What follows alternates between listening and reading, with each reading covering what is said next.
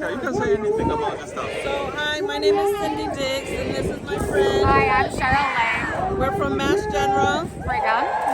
and we're here to help raise money for the Louis C. Brown Peace Institute that supports the families of murder victims. So just go to the website, Mother's Day Walk, the number 4peace.org, and donate to one of our teams. Yep, Support the Brigham, support Mass General, and be able to help the people in the community that lost their families. Thank you so much. Happy Mother's Day, everyone. Happy Mother's Day, Clementina. And to my mom here today, Feliz Día de la Madre, Mami. On behalf of the Louis D. Brown Peace Institute Board of Directors, it is our honor to walk side by side with Clementina, our phenomenal team. Hi, Milton. Our dedicated volunteers, our ambassadors, our partners, all survivors, and with you all today. We are a small and mighty and growing board of directors, imagining and reimagining board governance for us, by us, through us all. We are showing up big and strong and never playing small, because we know that is exactly how our ancestors and loved ones will want us to show up today. We are called to be the gardeners, empowering survivors, cultivating cycles of peace, tending to seeds of dialogue, hope, and healing. We humbly thank you for your support. We are grateful for your commitment. And as we say in Spanish, pa'lante, onward with love and hope and toward healing. Thank you all so much.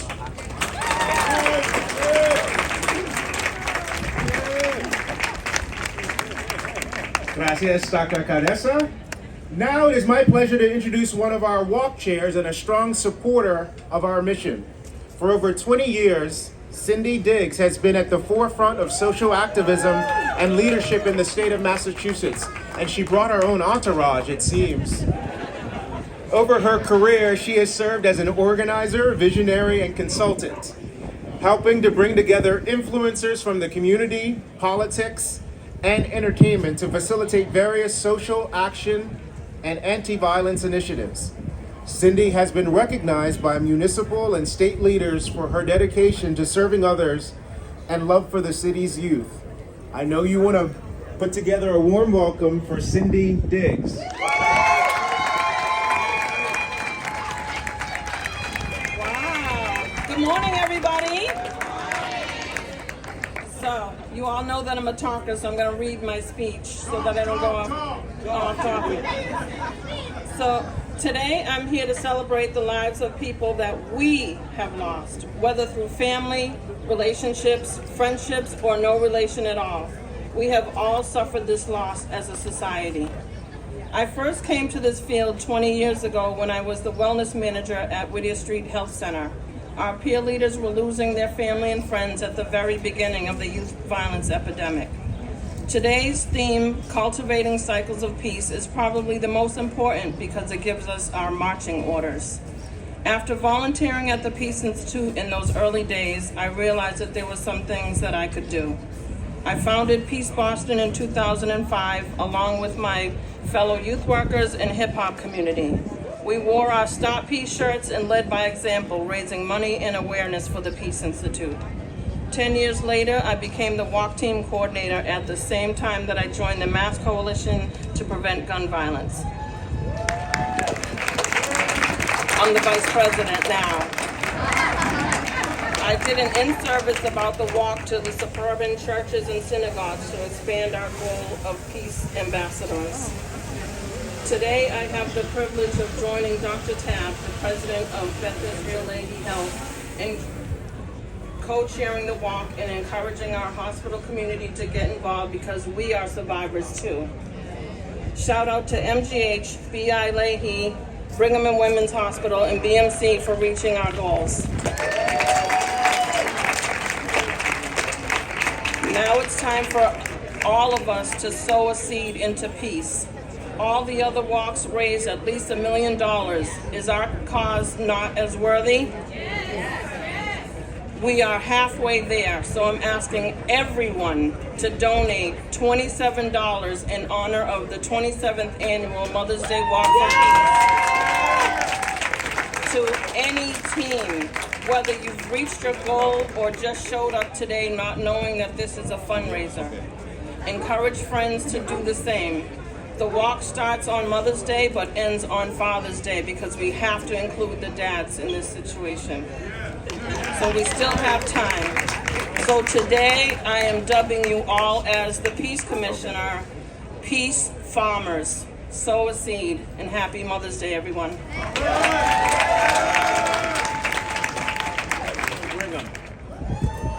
All right. Boston Medical Center. What's up, bro? Okay, now watch this. Beth Israel Leahy Health. Yeah, I knew that was going to happen. It's so great to have the hospitals all working together to support our community. Beth Israel Leahy Health has been a key supporter for the walk for the past 8 years. Dr. Kevin Tabb, our other walk chair, could not be with us today, but we are very happy to welcome Peter Healy, the president of Beth Israel Deaconess Medical Center, to speak on behalf of the hospital. Please welcome Pete Healy.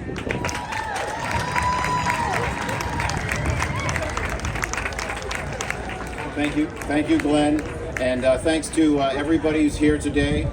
Thanks to Chaplain Cherry for your amazing partnership over the last 10 plus years. So for over a decade, we've been partnering at Beth Israel Deaconess Medical Center. We've been partnering with the Peace Institute to do everything we can with them to treat the victims of violence, and more importantly, to do everything we can think of to diminish violence in our community.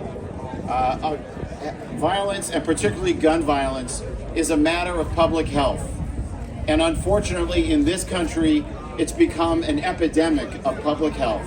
And we need to do everything we can to reduce and prevent gun violence and to treat all of the victims associated with violence in our community. So it is our pleasure to be able to partner with the Peace Institute over the last 10 years. I want to thank again Chaplain Cherry for all of her leadership and her leadership team, who are a pleasure to work with, and they truly are an inspiration with how dedicated they are and how they spend their time. I also want to take a minute to thank our public leaders, our public servants who dedicate their lives to serving us and keeping us safe. Mayor Wu, who's here with us today.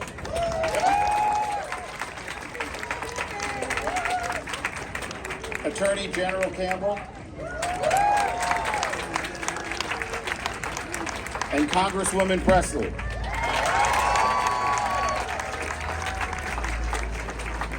Thank you so much for dedicating your lives and your careers to serving our community and keeping us safe. And finally, I want to thank Team DMC and BILH over there in the blue shirts. Thank you for all of your commitment, and particularly our social work department and our violence prevention group that partners every day. So like a blooming flower, cycles of peace flourish when they are carefully cultivated. So part of what we're doing today is cultivating cycles of peace. We have the agency to cultivate these cycles by empowering. I want to make sure we shout out our sponsors. We want to take this time to recognize them, and I'm going to list them. Beth Israel Leahy. Give them a round of applause. They're over there in the blue shirts. Boston Medical Center Health System. Mass General Brigham. Y'all ready for this one? New England Patriots Foundation. Boston Celtics Shamrock Foundation. Arbella Insurance Foundation. Eastern Bank Charitable Foundation. Josie Green and Glenn Ash. Stanley Griffith and Ann Schauffler. Yale Appliance. Galen Gibson Fund. I like the mic drop.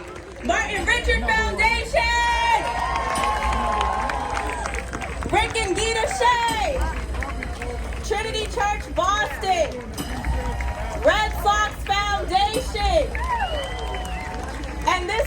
would not be possible without the ongoing, consistent support of the city of Boston under Mayor Michelle Wu and the Boston Police Department. Thank you so much for your support over the years.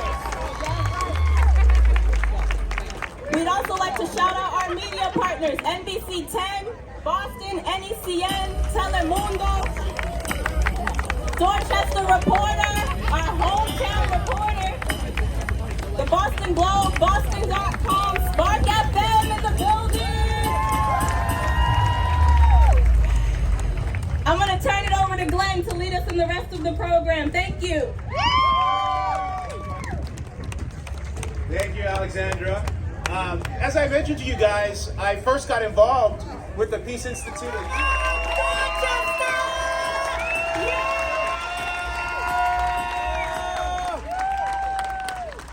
Come on, not for me. Let them hear you, Dorchester. Whoa!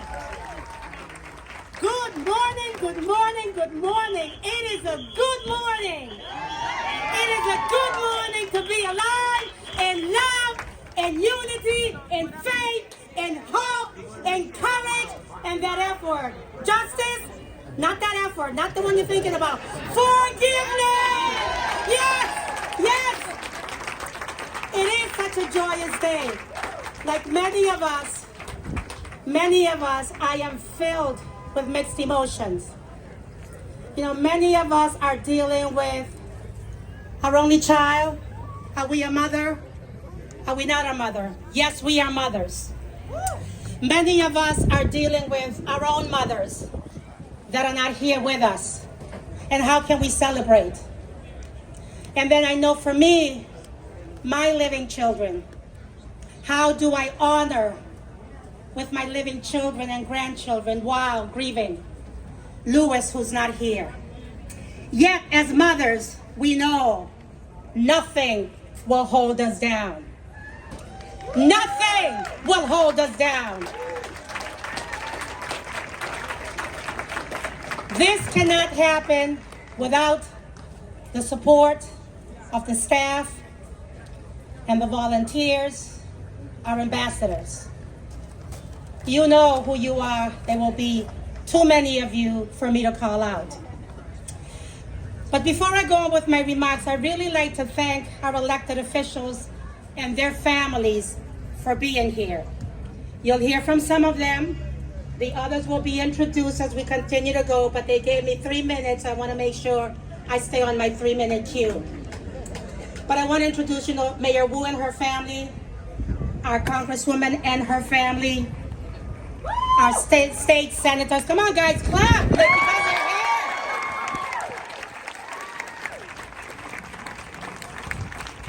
Our city councils are here. Ruth C. is here. Councilman Murphy is here. They will be coming up, and you'll hear us acknowledge them. Our district attorney is here. We are here. Our police commissioner is here.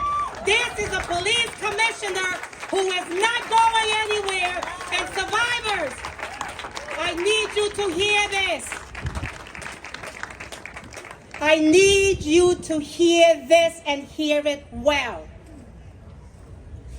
And especially for those of us whose loved ones' murder are still unsolved. We are in partnership. Hear me well.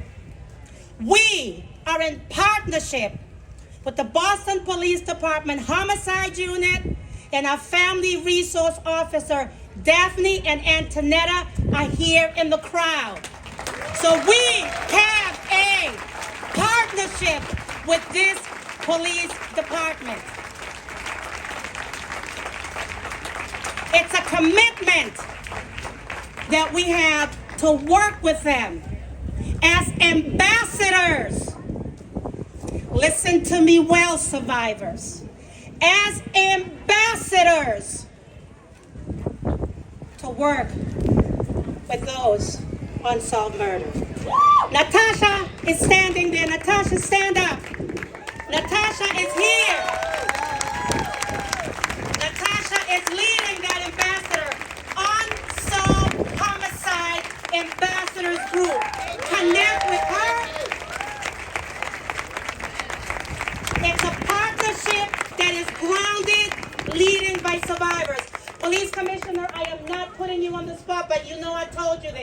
I like you. Your spirit is one that feeds my spirit and soul. So that's a commitment you've got with us.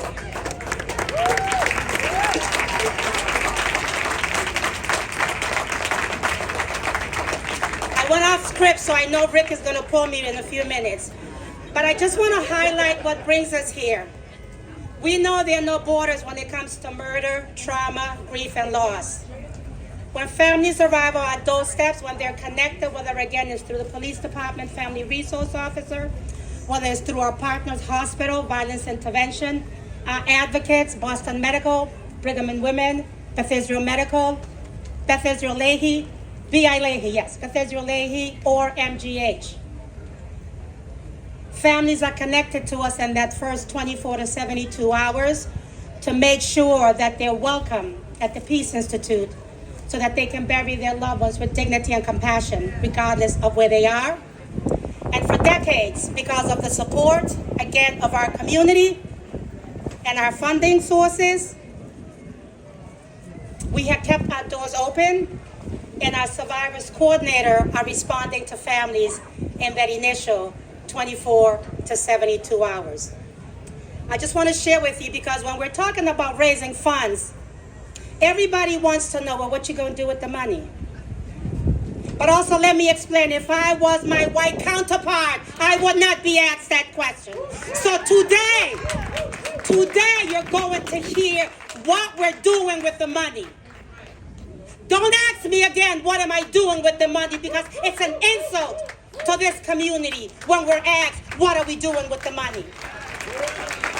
So you are here and you are ambassadors, but I will share with you just a snippet as to what we're doing with the money. Yes, we get contracts, yes, we get grants, but those are very restricted, and I gotta follow what the government tells me to do. This is unrestricted. So listen well. Our Survivors Outreach Services, which support families, again, in that first 24 to 72 hours when a homicide happens, using our homicide response toolkit that includes the Survivors Burial and Resource Guide, and it is translated in 5 languages. Our Healing Support Services, which provides ongoing healing and spaces for survivors of homicide victims, suicide, and overdose victims' families, and for the families of those whose loved ones are incarcerated and formerly incarcerated. Yes, we are losing at both ends of the gun. And our Community Reentry Services, which helps prepare incarcerated individuals to return to their community with a plan.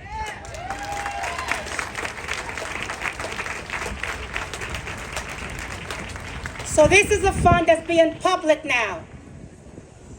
The Rest in Peace Fund. It provides financial assistance to survivors of homicide victims who are unable to, listen to this, unable to pay upfront cemetery costs. The cemetery is the only entity that doesn't have layaway plan. While the Attorney General's office has the victim compensation, they're not waiting for that. We upfront those funds. This year alone, just now, we have spent $85,317.45. This is 60% up from last year, where we are this time, and the year's not over yet. Our Live in Peace Fund. It provides emergency financial assistance to families of homicide victims to meet their immediate practical needs so that they can focus on their healing and well-being. Safety relocation. I shouldn't have to prove that I don't feel safe where my loved one was murdered, if it's in the house or on my block. We do have a forfeiture fund, but that is not an immediate fund. So the work that you are helping us to raise funds is to make sure that the families are not dealing with paperwork so that we can begin to heal. This year we spent more than $44,500. That's over 80% increase from this time last year. That's what the funds are doing. Your time, your talent, and treasures here today benefit those who need our services the most. And they don't have to pay us back. They don't have to pay us back.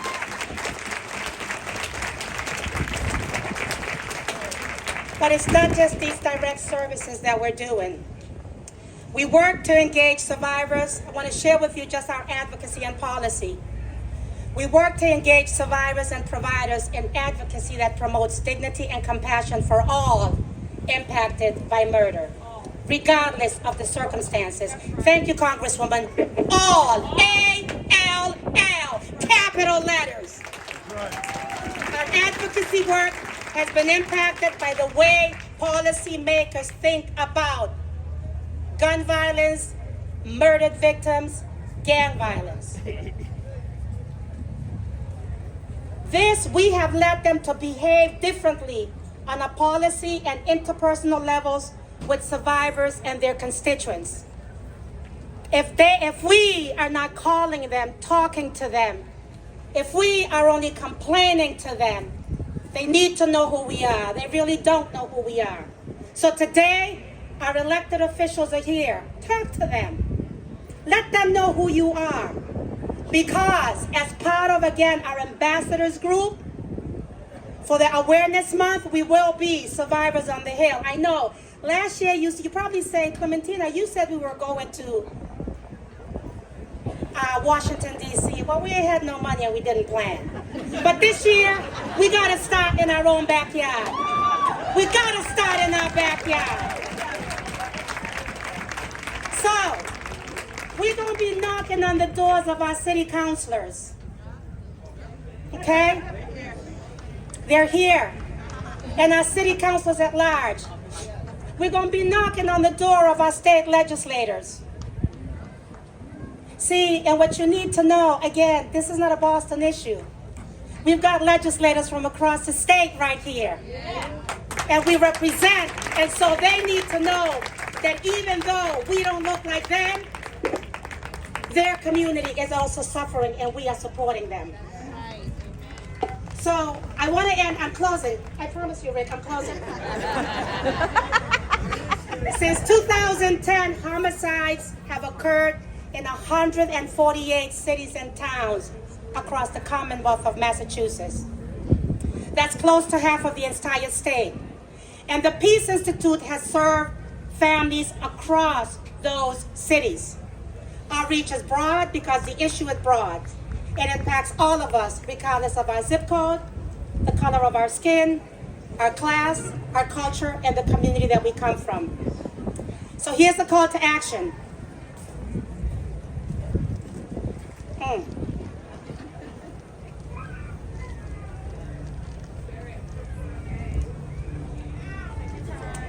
Ooh. Cultivating cycles of peace. You can tweet, you can twist, you can Instagram, you can, whatever that word is, you can do it. Thank you so much for this opportunity. $431,195.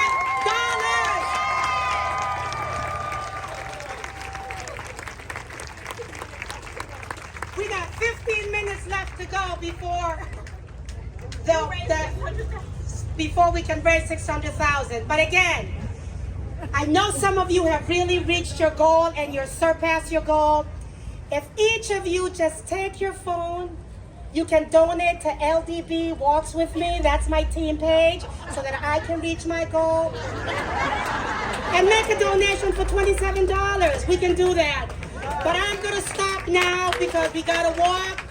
It is my pleasure to introduce someone I consider a friend and the mayor of Boston and a friend to the Peace Institute.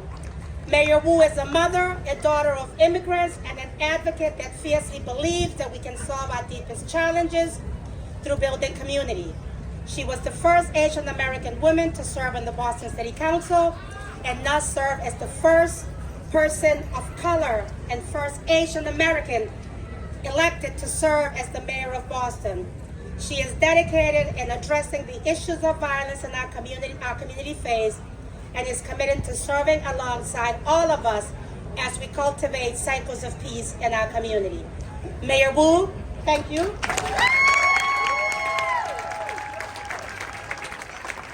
Good morning, Dorchester. Good morning, Boston. Good morning, Peace Walkers. Good morning, powerful people. We are here united in power on Mother's Day, on a beautiful, sunny day, on Game 7 day. And we're gonna make it happen. How blessed are we in Boston to have Chaplain Clementina Cherry and the Louis D. Brown Peace Institute, nationally recognized experts who go all around the country and the world sharing their policies, their curriculums, their expertise, and we get to have them here in Boston helping us build the community and the infrastructure every single day. They are the best partners for the city of Boston, and I'm so grateful to stand with them each and every day.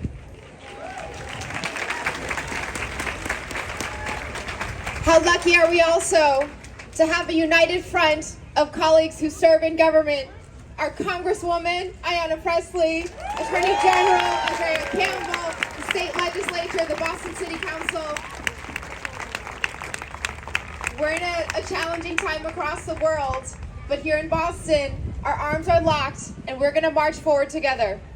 And so I am lucky every day to go to work with a police commissioner who is committed and knows this community inside out, Commissioner Cox, our director of community safety, Dr. Isaac Yablo, our entire cabinet. We are here because decisions need to be made in community by community. There are a lot of issues we're trying to take on right now. Housing, jobs, education, climate, racial, economic justice. And we know that none of these issues can be addressed unless all of them are addressed together. They are each fundamental, foundational challenges that we are tackling. But every structure's foundation, every house, every building, the foundation has to be built on something even more solid underneath, that bedrock. And in Boston, that bedrock is peace.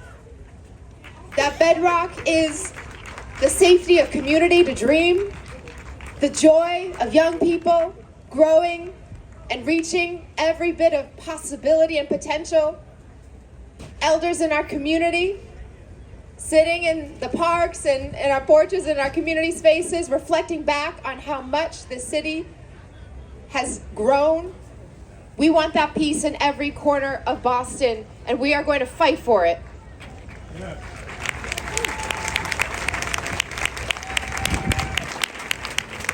What the Louis D. Brown Peace Institute knows and cultivates every day is that peace is a daily practice. It requires our active work to till that soil together. And so today we're strengthening our muscles a little bit more, walking together towards a future that we deserve. But every day, that practice of peace is something that needs every single one of us with the full force of our being. So in the city of Boston, we are committed to pushing even further, following the lead of the Louis D. Brown Peace Institute, all of the community members and experts that we have right here in Boston, and we are going to keep walking forward toward that future for all of us. Thank you so much for being here. 20th to December 20th as National Survivors of Homicide Victims Awareness Month. Please welcome Congresswoman Ayanna Pressley.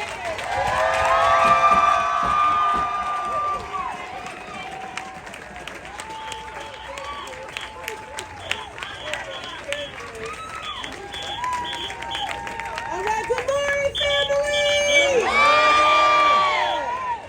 And indeed, we are one family, one human family. Our freedoms and our destinies are tied. We come together on this day, and I will evoke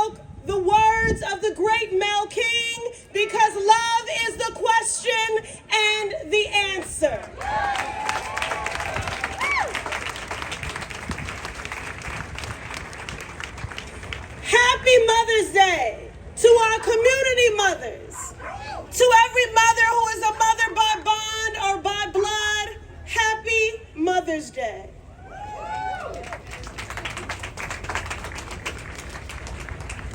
I thank God for the visionary woman that is Clementina Cherry.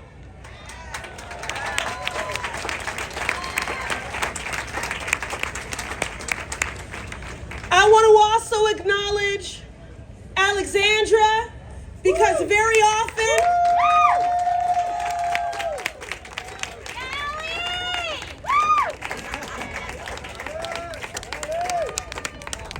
when we talk about impacted families and survivors, oftentimes the parents, the mothers are the front face, but there are siblings and cousins and aunts and uncles and grandmothers and grandfathers and school friends and church friends. This affects so many people, this public health crisis that is gun violence, and I am so happy to be here in community with y'all today and not in Washington.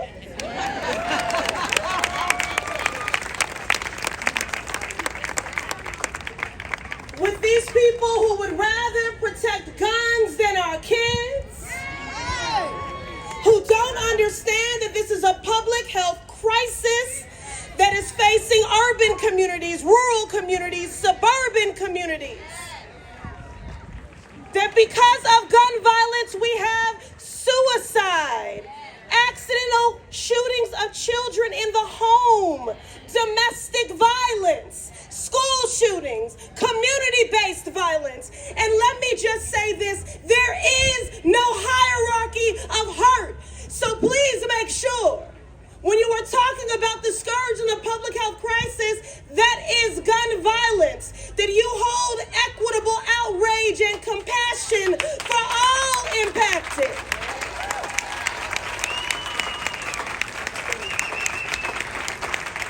From our mosques, to our synagogues, to our schools, to our communities, equitable outrage and compassion.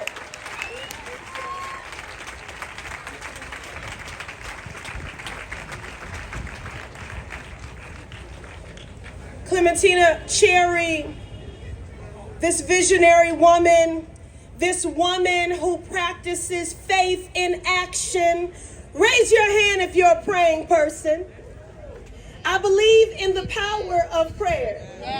But as the adage reminds us, when you pray, move your feet. When you pray, move your feet. And today we're here to move our feet in community and solidarity, centering the humanity and the dignity of survivors.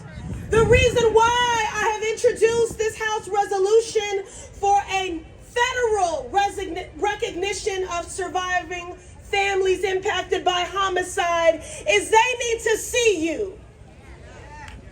They need to see your suffering, but they need to know your power. Your expertise matters, but so do your votes. And they need to know just how mighty, just how powerful you are. I really appreciate that Clementina talked about the alert you going to do. As if this problem only belongs to us. When the fact of the matter is, violence is a byproduct of poverty. And so when a shooting happens, I need you to call every elected. And we're not giving any elected a pass because they stood on a stage today. The real work is, what are you doing to disrupt this cycle?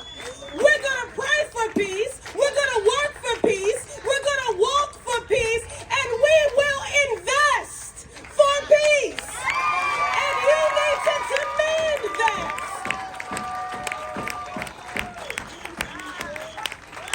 You need to demand that. Our communities deserve to be healthy because public health is public safety. And that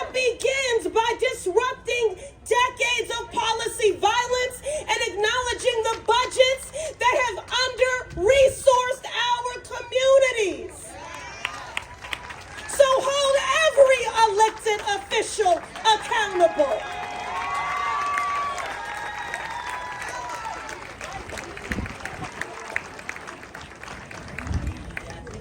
Listen to survivors. Listen to survivors. The people closest to the pain should be the closest to the power, driving and informing the policy making. We make much ado about the resilience of our survivor community, but I'm so tired of us romanticizing resilience, because that resilience comes from deep pain. But in the midst of that pain, you are powerful, you are deserving of visibility, you are deserving of action, you are deserving of investments. And finally, I want to say this about Louis D. Brown, who aspired to be the President of the United States of America, whose life was tragically cut short. But this woman and this sister, in his name, I believe, in his name, Louis, you have had greater an impact than any president ever could. God bless you, and happy Mother's Day. This is packed. Good morning, everyone. I'm very faith-driven, as is so many people on this stage, and when you feel the Spirit, oh, do you feel the Spirit? Miss Cherry, thank you for your leadership, your entire family, your team. She has a team, by the way, of people that work with her, your entire team, and she's always empowering her team members. Thank you for the work you do, not just to put on this walk. Every day, 24/7, these people are working. Because let me tell you, when there's a shooting or an act of violence, they are not calling us at 1, 2, 3 in the morning. They're calling our law enforcement, of course, and they're calling the Peace Institute. And why is that? Because they don't just talk the talk. Her and her team do the work of making sure people and families and community in the midst of significant trauma have everything they would need in the first 24 hours and beyond that to get through it and to, most importantly, turn their pain into purpose. Because of this woman and her team, you have other community-based organizations amongst us. I see the Oldhams, I'm staring right at them. Other community-based organizations that were inspired by this work, who are also doing the work of breaking cycles of poverty, trauma, violence in our community. So thank you to this community for the work you do every single day, inspired by the leadership of the Peace Institute. I see y'all. I love y'all. And yes, we did the work of changing the narrative of District 4, which includes Dorchester, but also Mattapan. I live in Mattapan. This Attorney General lives right up in Mattapan. And let me tell you about these neighborhoods. Yes, we experience violence like other neighborhoods.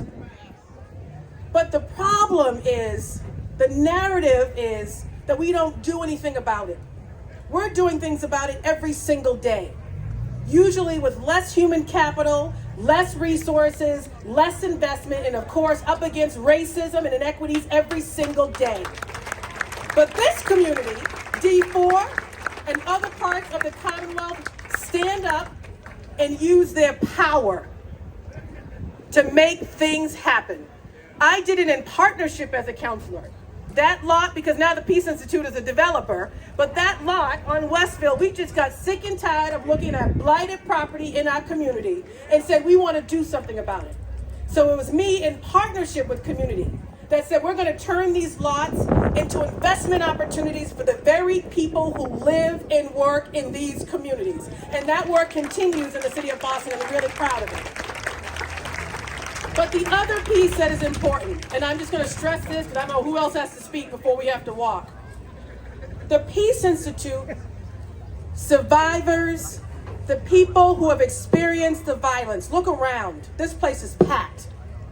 You're doing your part. You're showing up. You're naming your people. You have them on your shirts, in your thoughts.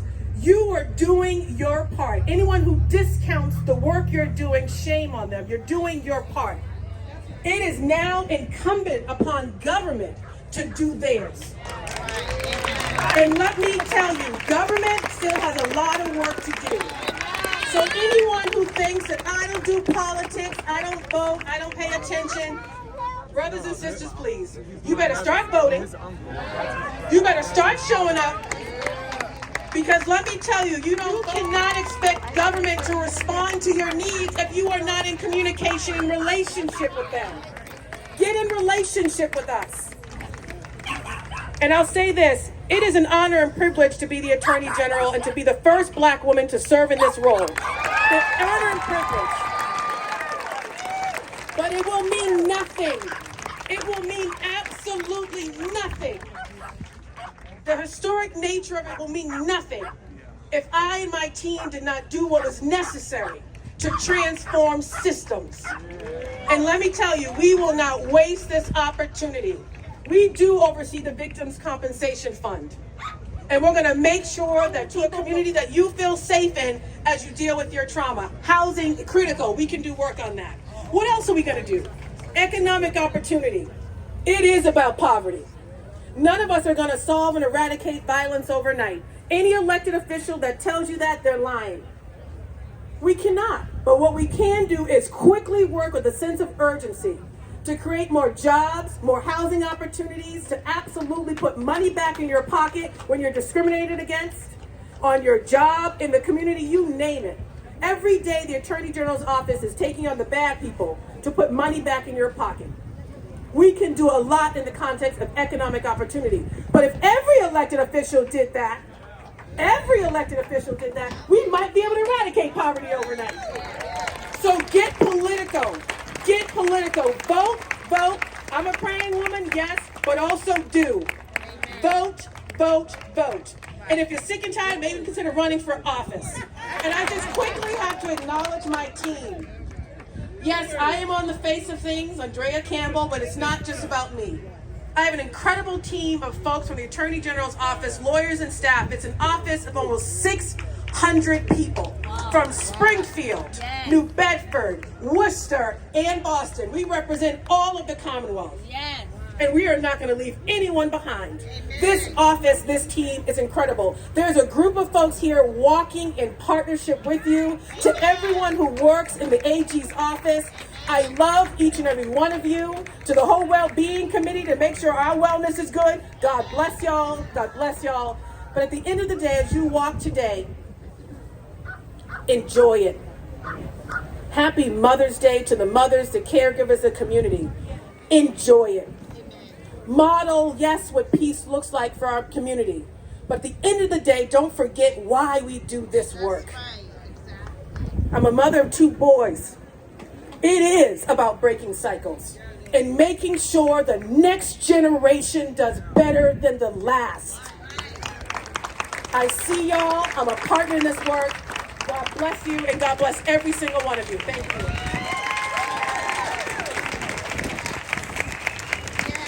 We're closing. We're really closing. I promise you. I really promise you. Thank you for being here with us. We're learning for next year. Thank you. We're learning. It is my honor and pleasure to introduce to you Josh Brown. First, a happy Mother's Day to all. Thank you for all you do as moms. And I'm just going to be very brief. You've heard a number of great leaders speak today from up here. There's a number of great leaders out there. We got leadership covered in this city and this state. But we all know the heart and soul of this city is this woman right here, Tina Cherry. Doesn't matter from East Boston and Charlestown all the way down to Mattapan Square in West Roxbury. Her heart, her compassion, her love unequivocally touches each and every person. And as Lewis said, regardless of what side of the street they come from. Because her heart and her compassion will always overcome violence. So thank you for letting us be here, Tina. Thank you for all you do. You make this city the best city in the country because of your heart and soul. Thank you.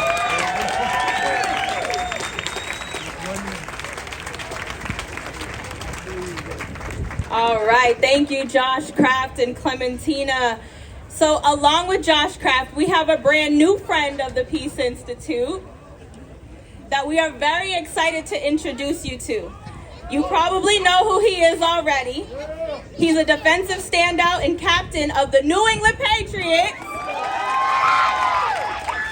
Patriots linebacker Jawan Bentley.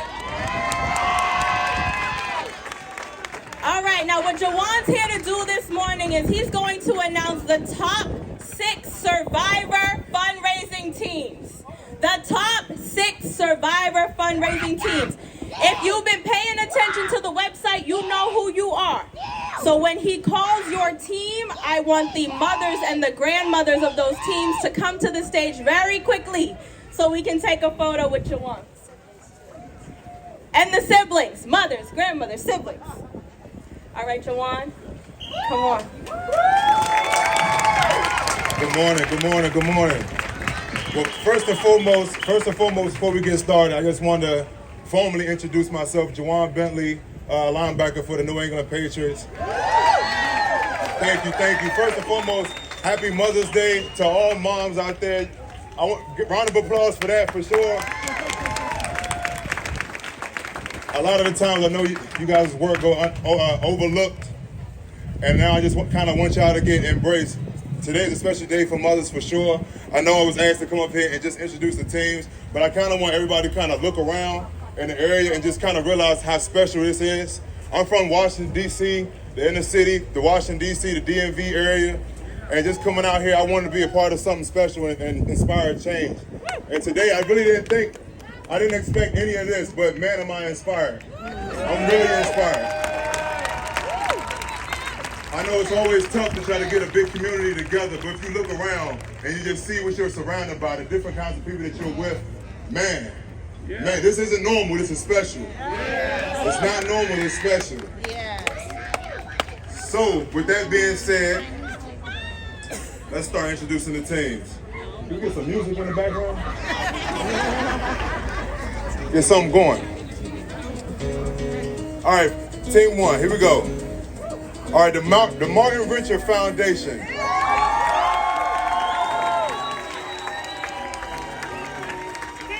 where you at? Come on. Come on, Say, Denise, where you at? Come on, Denise. All right, here we go. The second team. Okay, Team Drew Keegan. Come on down. Dr. Keegan.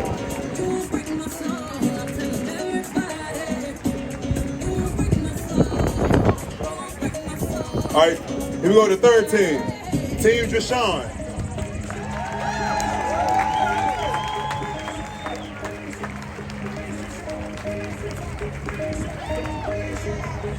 All right, here we go, Team 4. All right, Brandon's Brigade.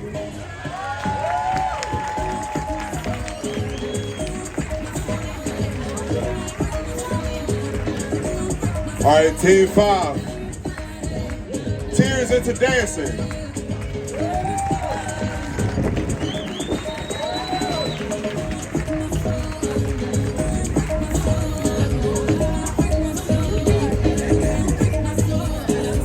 All right, I'm gonna say it one more time. Here we go. Hey, Tears into Dancing. Make sure you come on down.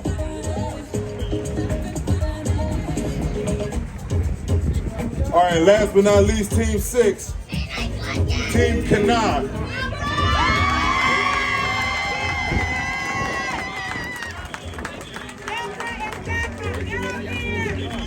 Where you at, Miss Deborah?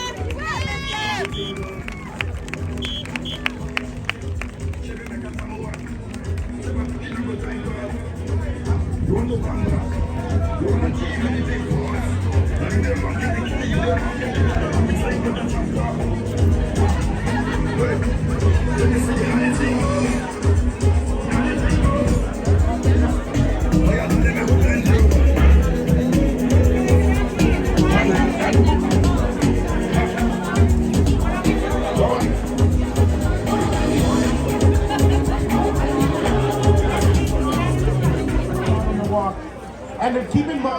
that the theme is cultivating cycles of peace. My name is Glenn Jones from NBC 10 Boston. It's been my pleasure to be your host for the 27th annual Mother's Day Walk for Peace. Have a fantastic time out there. And Rick is going to get you organized to start the walk. Your attention, please. Your attention, please, everybody. A very important announcement I have to make. All right, what we're going to do here, and I need everybody to cooperate with us.